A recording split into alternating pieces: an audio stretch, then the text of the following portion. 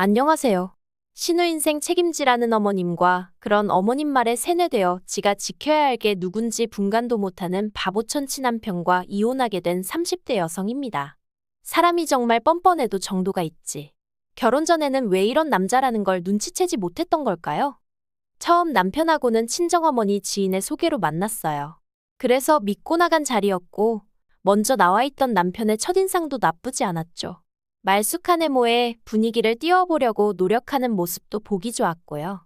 무엇보다 제 말에 귀 기울여주는 태도 덕분에 제가 원래 무척 낯을 가리는 편임에도 불구하고 첫 만남에서부터 즐거운 시간을 보낼 수 있었답니다.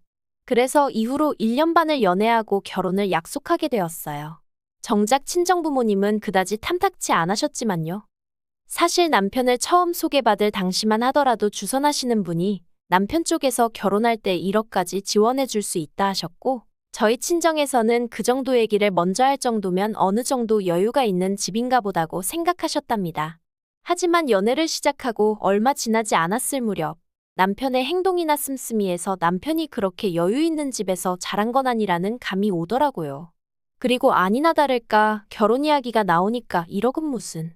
알고 보니 시부모님은 딱히 하는 일도 없으시고 그나마 재산이라곤 두 분이 사시는 빌라가 전부.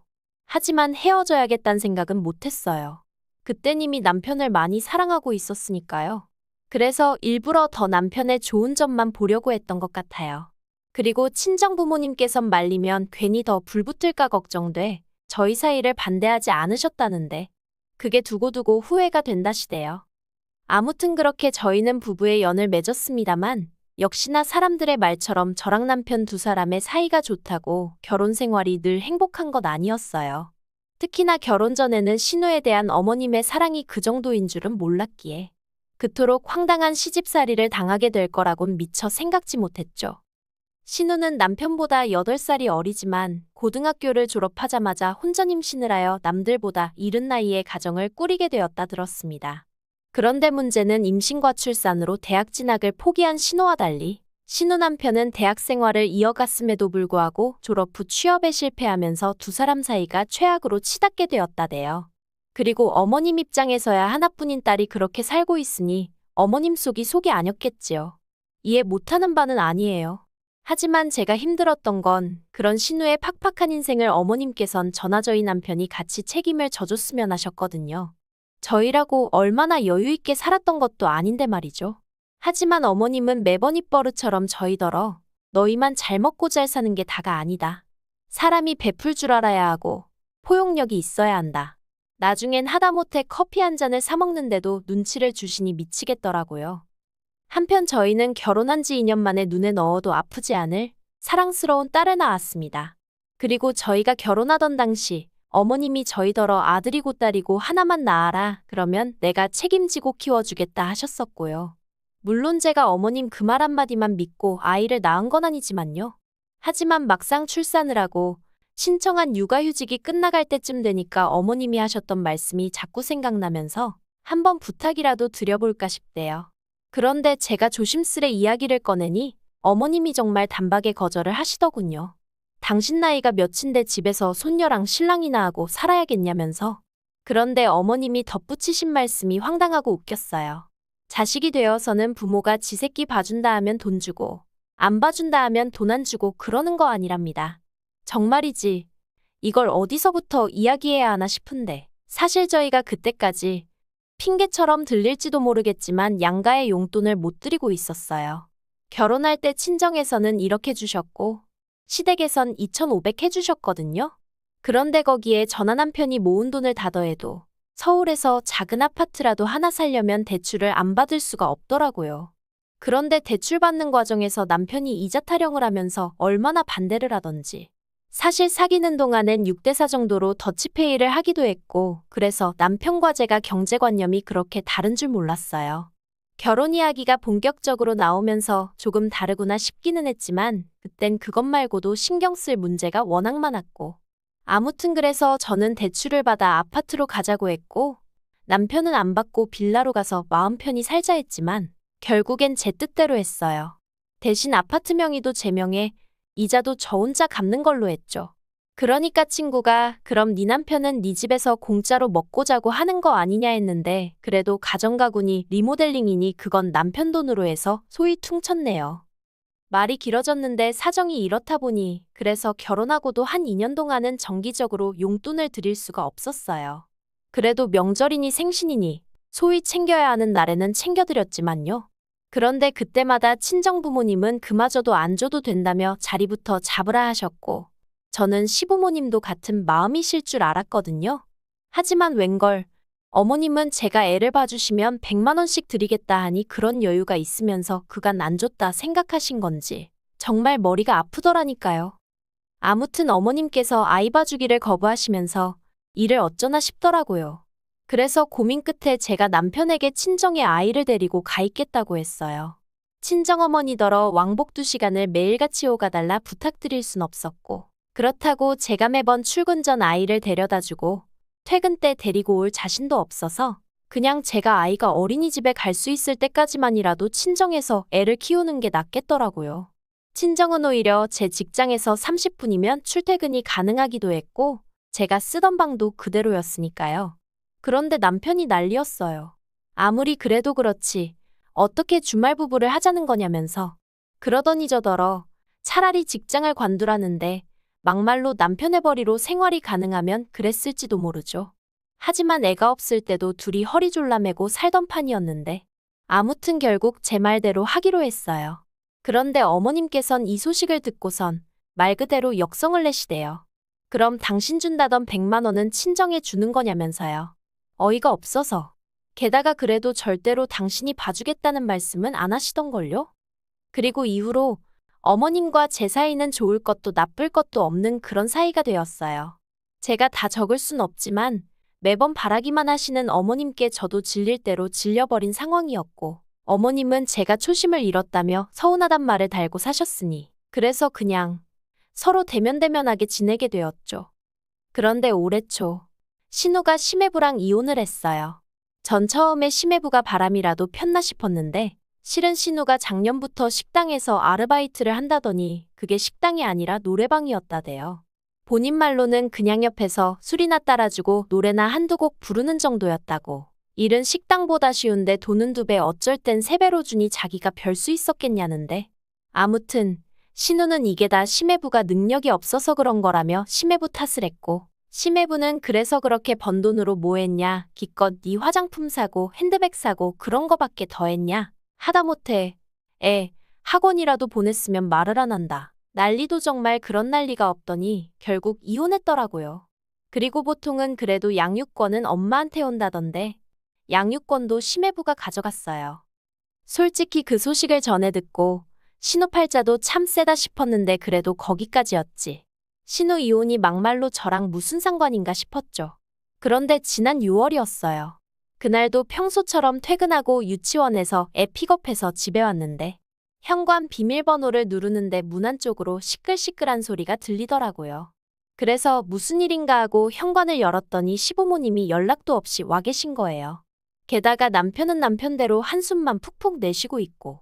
그래서 제가 이게 도대체 무슨 일이냐니까 어머님이 정말 어이없는 말씀을 하시대요.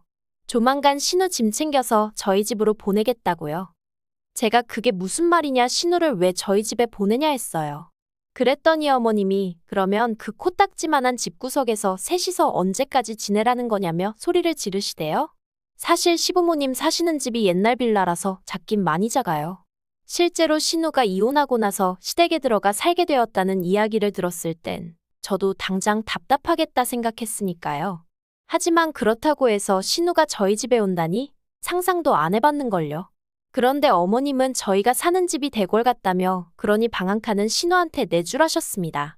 그리곤 덧붙이기를 솔직히 당신이 이런 이야기를 꺼내기 전에 저희가 먼저 신우는 저희 집으로 데리고 갈게요.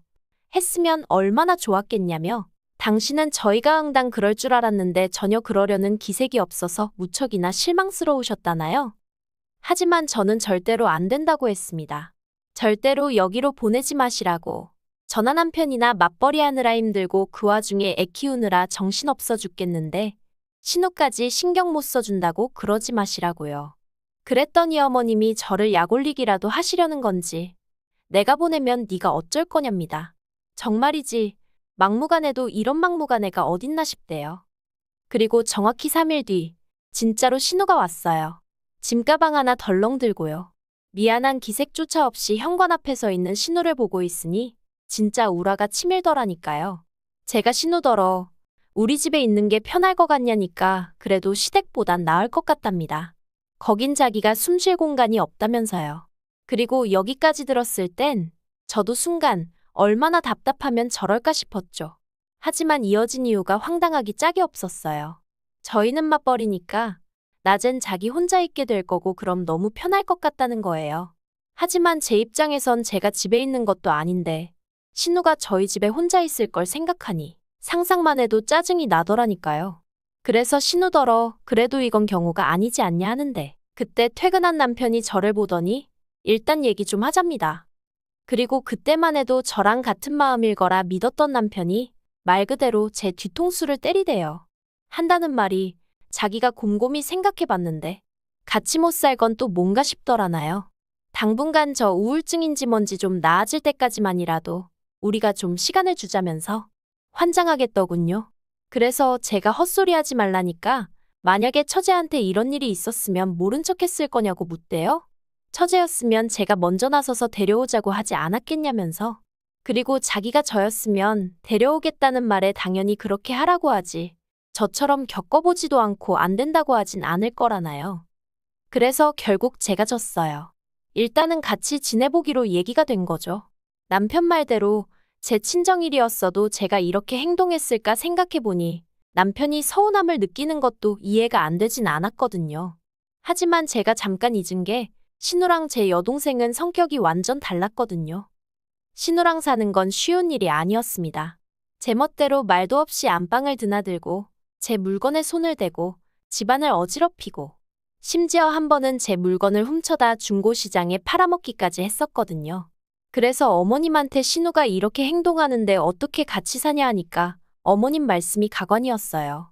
그러니까 돈도 좀 챙겨주고 그러지.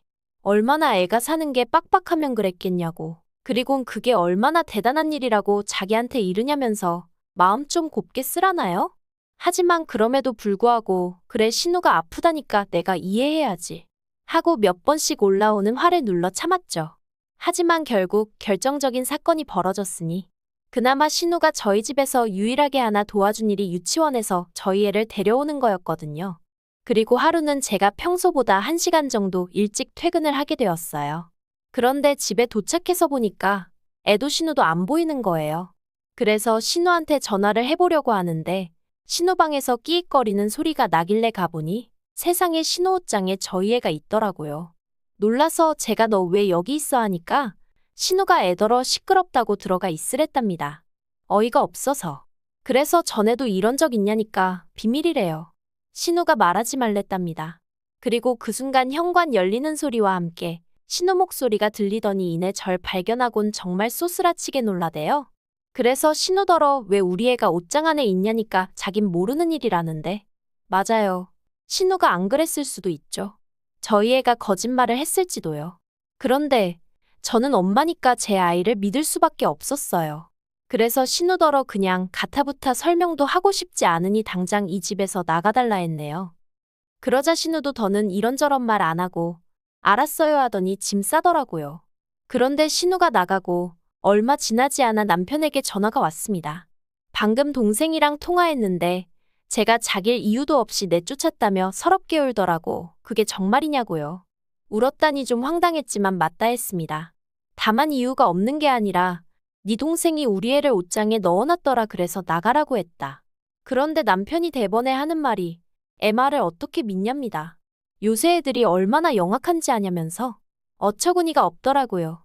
그래서 영악한 걸로 치면 아직 초등학교도 안 간 우리 애가 영악하겠냐. 뒤돌아서면 걸릴 거짓말도 밥 먹듯이 하는 네 여동생이 영악하겠냐 하고 한마디 해버렸어요. 그리고 남편이 퇴근을 하고 집에 오기가 무섭게 또 다시 말다툼이 벌어졌습니다. 남편은 그래도 신우를 내쫓은 건 경우가 아니라며 처음부터 같이 살기 싫어하더니 제가 어떻게든 꼬투리를 잡아내서 신우를 내쫓았단 식으로 몰아가더라고요. 그리고는 한다는 말이 너도 딸 키우는 엄마가 돼서는 시어머니 입장은 생각도 안 하냐면서 지금 쫓겨난 신우를 보고는 무슨 생각을 하시겠냐고. 정말 같은 여자고 엄마이면서 인정머리가 없다는데. 듣다 못한 제가 남편더러 당신은 우리 딸이 거짓말을 했다고 아예 전제를 그렇게 깔고 가는 거냐 했습니다. 그리고 아빠가 돼서는 자기 자식을 믿어주긴커녕 어떻게든지 여동생 허물 덮어줄 궁리만 하냐고 한심하다 했죠. 그랬더니 저더러 저야말로 제 자식밖에 모른다며 이기적이라더니 자긴 무조건 내일 다시 신우 데리고 올 거랍니다. 그러면서 저리 싫으면 중이 떠나야지 그러더니 저더러 애 데리고 친정에 가 있으라나요? 어이가 없어서 이 집이 내 집인데 네가 뭔데 그러냐 했습니다. 그랬더니 남편도 아차 싶었는지 잠깐 주춤하더니 그래도 저는 갈 곳이 있지 않냐며 그러니 제가 나가는 게 맞다는 개논리를 펼치더군요. 그래서 됐다고 했어요. 신우를 데리고 와서 노숙을 하든 어디 여관에 가든 마음대로 하라고. 하지만 여긴 내 집이니 당신이야말로 저리 싫으면 중이 떠나라고 했죠. 그런데 그날 밤 도무지 분이 안 풀리는 거예요. 지동생 때문에 나더러 나가라 마라를 했다는 게. 그래서 잠든 남편을 깨워선 도무지 안 되겠다고 이혼하자 했습니다. 그랬더니 남편이 저더러 밤중에 봉창 두들기냐며 짜증을 내길래 곰곰이 생각해봤는데 처음부터 안 된다고 했는데 신호 올려보낸 어머님도 황당하고 그렇게 와서는 내 자식 괴롭힌 신우도 어이없고 그 무엇보다도 그런 과정에서 한 번을 지 와이프 편을 들 생각은 안 하고 그저 지 가족 챙기기에 여념없는 당신을 보고 있으니 도무지 화를 가라앉힐 수가 없다 그러니 이혼하자고요.